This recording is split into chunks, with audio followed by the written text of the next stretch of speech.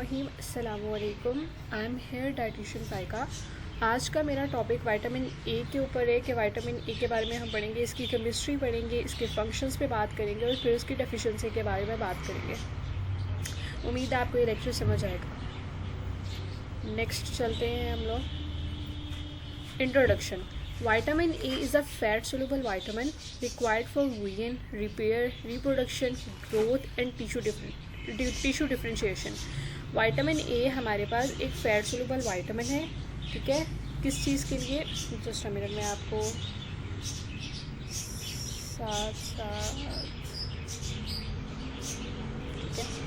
Required for vegan, हमारे पास vegan में, repair में, सेल की रिप्रोडक्शन में, उसकी ग्रोथ में और टिश्यू डिफरेंशिएशन में हेल्प करता है। Two groups of compound have vitamin A activity. दो हमारे पास ऐसे ग्रुप्स हैं जिसमें एक है रेटिनॉइड और एक है कैरोटीनॉइड्स। अब इनको आपस में आगे फर्दर डिस्कस करते हैं।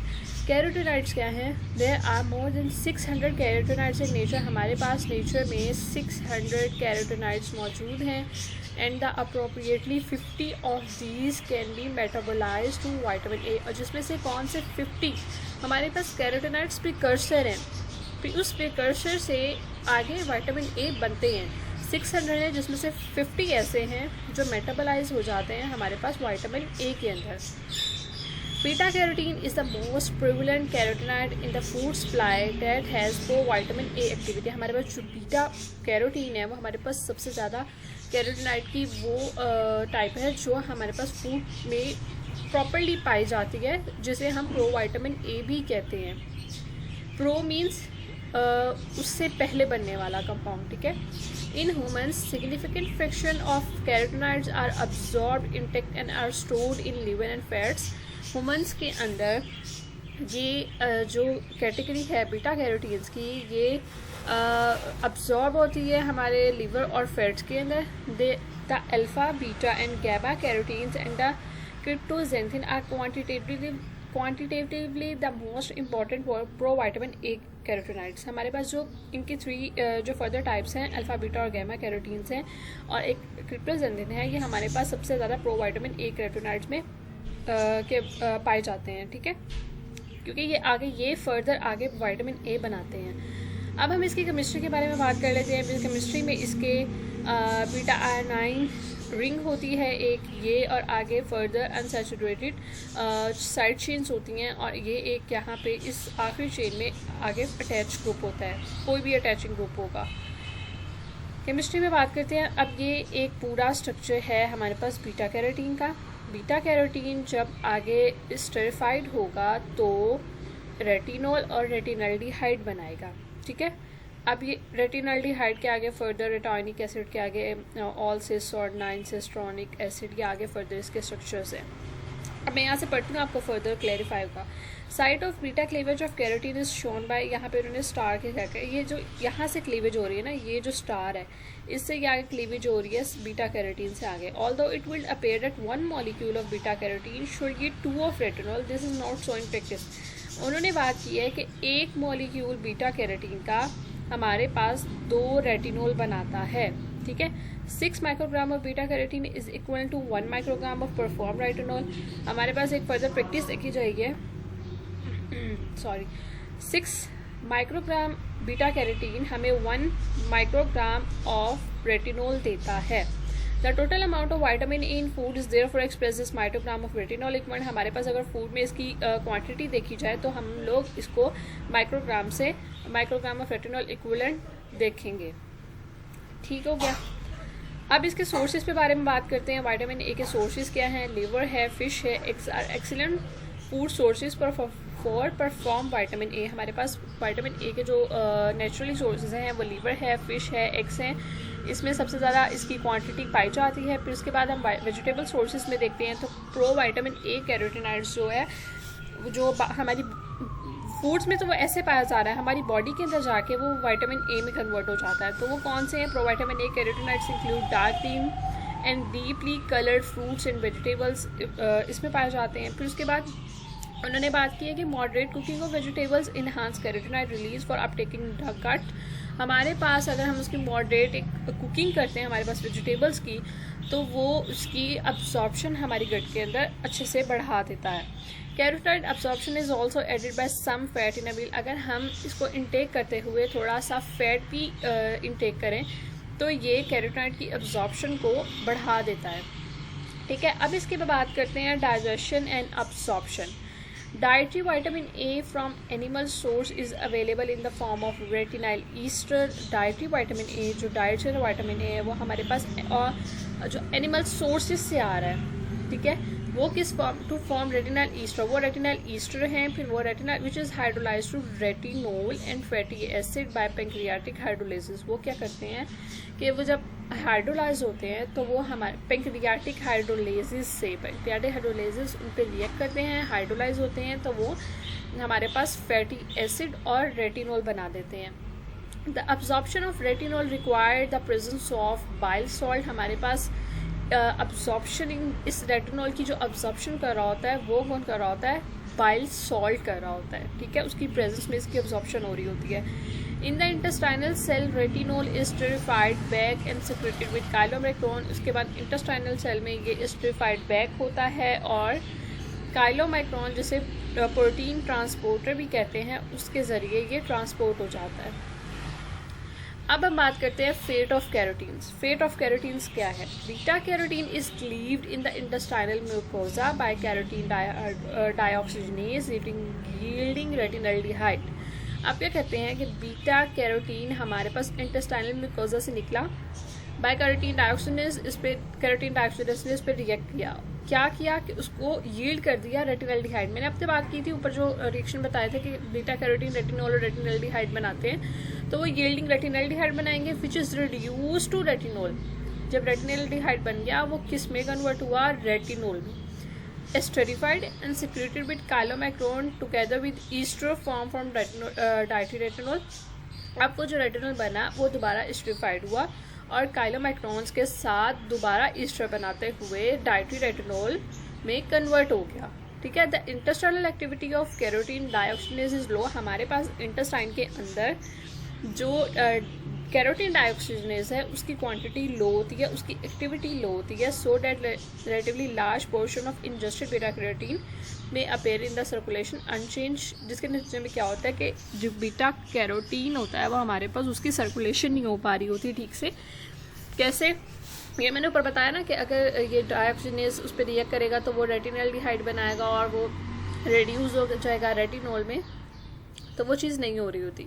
अब बात करते हैं ट्रांसपोर्टेशन एंड स्टोरेज की। उसकी ट्रांसपोर्टेशन कैसे हो रही है और उसकी स्टोरेज कैसी हो रही है। The liver contain approximately 90% of the vitamin A reserves in secrete vitamin in the form of retinol. हमारे पास लिवर के अंदर 90% जो इसके रिजर्व्स प्रेजेंट होते हैं वो विटामिन ए की फॉर्म में, और सिक्रीट विटामिन ए करता है वो किस फॉर्म में सिक्रीट करता है, रेटिनोल की फॉर्म में सिक्रीट करता है। अब जब वो रेटिनोल की फॉर्म में सिक्रीट करेगा, ठीक है, which is bound to retinol binding protein, तो वो किसके साथ, एक रेटिनोल बाइंडिंग प्रोटीन के साथ बाउंड हो जाएगा, अटैच हो जाएगा। अब ये the retinol binding protein complex interact with second protein, ये रेटिनोल बाइंडिंग प्रोटीन एक और सेकंड प्रोटीन के साथ अटैच हो जाएगी जिसे हम ट्रांसथायरेटिन भी कहते हैं। ट्रांसथायरिन, अब ये तीन चीज़ें कंबाइन होगी, एक हो गया रेटिनोल, एक हो गया रेटिनोल बाइंडिंग प्रोटीन और एक हो गया transthyretin. This trimolecular complex function to prevent vitamin A from being filtered. अब ये क्या करेगा कि ये कॉम्प्लेक्स स्ट्रक्चर बन गया, इसका क्या काम होता है कि ये विटामिन ए को हमारी किडनी के ग्लोमेरुलस में फिल्टर होने से बचा रहा होता है, एक्सेसिव होने से बचा रहा होता है। To protect the body against the toxicity of retinol, उसकी विटामिन ए की टॉक्सिसिटी से बचा रहा होता है। And to allow retinol to be taken up by specific cell surface receptor that recognise retinol binding protein.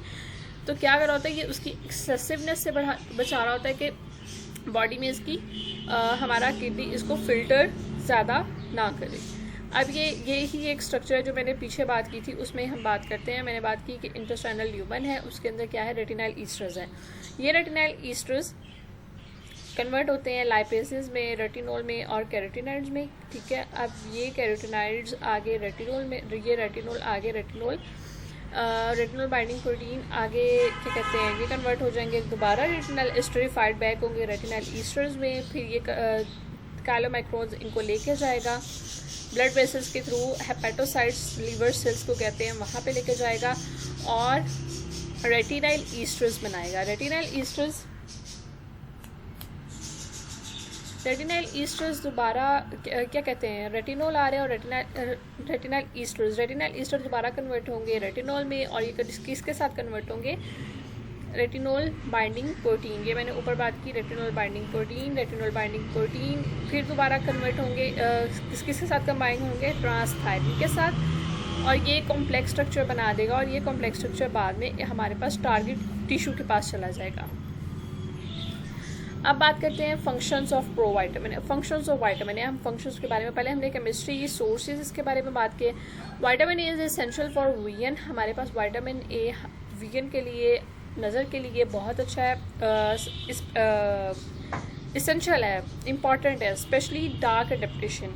Immune responses के लिए अच्छा है, हमारी बोन ग्रोथ के लिए अच्छा है, रिप्रोडक्शन के लिए अच्छा है, maintenance of surface lining of the eyes, epithelial cell growth and repair, and the epithelial integrity of respiratory, urinary and intestinal। जहाँ epithelial tissue की layers present होंगी उसकी growth और maintenance के लिए ये important है।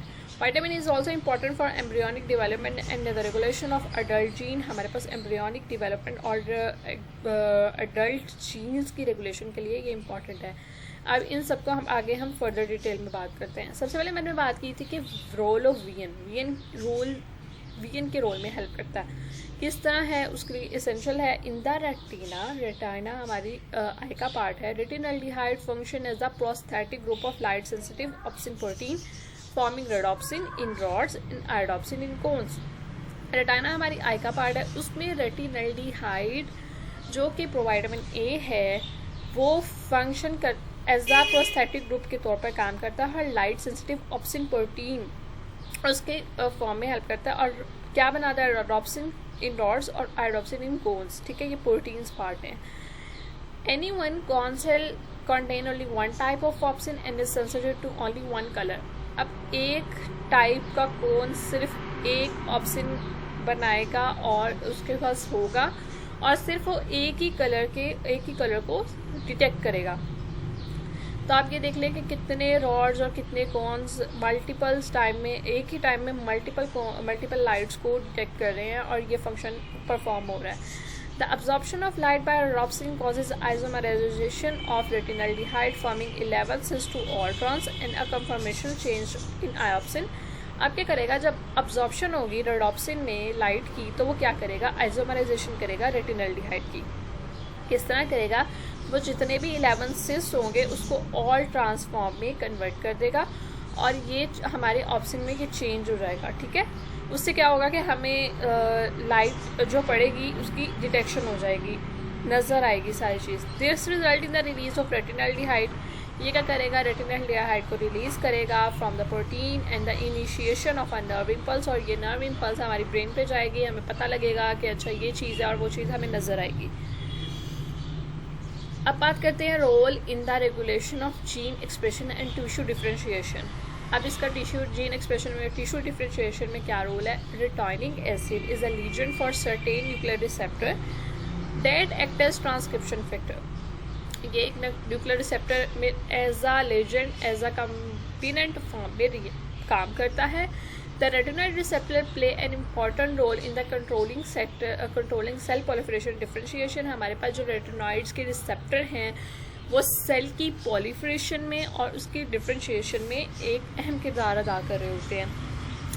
Like vitamin D, retinic acid interact with nuclear receptor that bind to control elements which are specific region on the DNA to regulate expression of specific gene। Vitamin D की तरह रेटिनिक acid भी हमारे nuclear receptor के साथ bind करता है, जहाँ पे जीन स्पेसिफिक जीन डीएनए के रीजन पे वर्क करता है, और क्या करता है, जो हमारे एक्सप्रेशंस हो रही होती हैं, जीन एक्सप्रेशन, डीएनए एक्सप्रेशंस हो रही होती हैं, उसको रेगुलेट करता है, उसमें हेल्प करता है।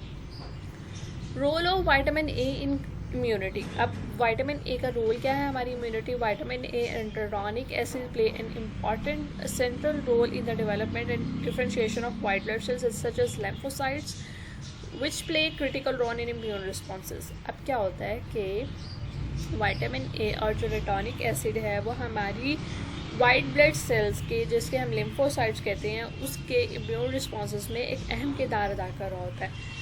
The skin and mucosal cell function as barrier and form body first line of defence against infection. हमारी जो म्यूकोजल स्किन सेल है वो किस लिए होती है? हमें इन्फेक्शन से बचाने के लिए उनकी वो एक लाइन बनाई गई होती है उन्होंने हमारी बॉडी पे। Retinol and its metabolites are required to maintain cell integrity and function of these cells. जो रेटिनोल होते हैं वो इन सरफेस लाइन के लिए उसको मेंटेन करते हैं ताकि वो अच्छे से फंक्शन परफॉर्म कर सकें।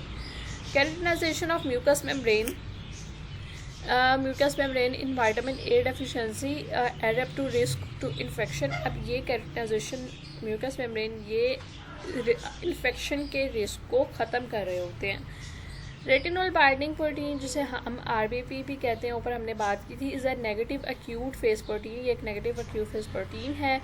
Date result in decrease circulatory concentration और vitamin E with further duration of immune system. ये एक एक्यूट नेगेटिव फेज प्रोटीन है और ये क्या कर रहा है कि हमारे पास सर्कुलेटरी इम्यून रिस्पॉन्सेज के डिटोरेशन को कम कर रहा होता है और उसकी सर्कुलेटरी कंसनट्रेशन को उसको भी हम एक तौर पे कम कर रहा होता है।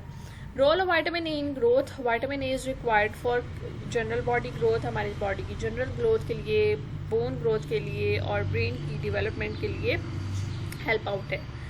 विटामिन ए की डेफिशिएंसी का हम ओवरव्यू ले लेते हैं। आई थिंक बस ये लेक्चर एंड है, थोड़ी सी स्लाइड्स रह गई। Vitamin A deficiency can result from inadequate intake, fat malabsorption और लिवर डिसऑर्डर। अब हमारे पास 3 कंडीशन हो सकती हैं, या तो हम ठीक से इनटेक नहीं कर रहे, या फैट मालअब्जॉर्प्शन है, या फिर हमें लिवर डिसऑर्डर है। अब deficiency impair immunity and haematopoiesis and causes skin rashes and typical ocular effect, xerophthalmia and night blindness. इसकी डेफिशिएंसी क्या कर सकती है कि इम्यूनिटी को ख़राब करेगी, आपके हेमाटोपोइसिस लीवर डिसऑर्डर की तरफ लेके जाएगी, स्किन को रैशेस करेगी। अब आपके ऑकुलर इफेक्ट, आपके आई के वीएन, रोल वीएन में जो हेल्प आउट कर रहा था, जो भी इसके सारे फंक्शंस होंगे ना, अगर विटामिन ए की जो हम कह लें कि इंटेक डिस्टर्ब हो रहा है ना, उसकी डेफिशिएंसी हो रही है, तो ऑब्वियसली जो फंक्शन होंगे वो सारे इसके डिस्टर्ब आउट हो जाएंगे। नाइट ब्लाइंडनेस हो सकती है। Diagnosis is based on typical ocular finding and low vitamin A level. अब हम इसको जब बेस्ड किस तौर पे बेस करते हैं, या तो हमें विटामिन ए का लेवल लो दिख रहा होता है। Treatment consist of vitamin A given hourly हम उस पेशेंट को जिसमें विटामिन ए की कमी है उसको ऑरली दे सकते हैं।